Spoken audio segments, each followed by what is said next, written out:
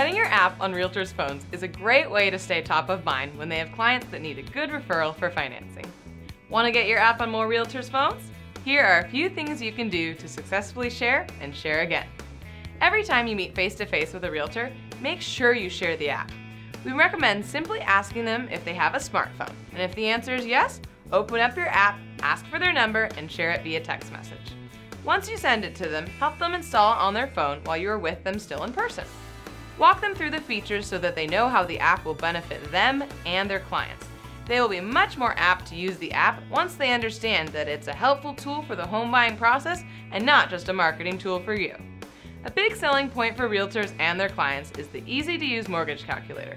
Make sure to show them how easy it really is to calculate payments when they are out viewing homes.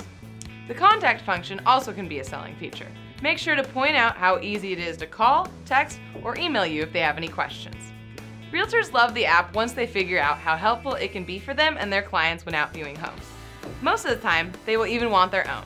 You can even tell them about Agent Tap, and if they do end up downloading it, make sure to request to be their preferred lender within their app.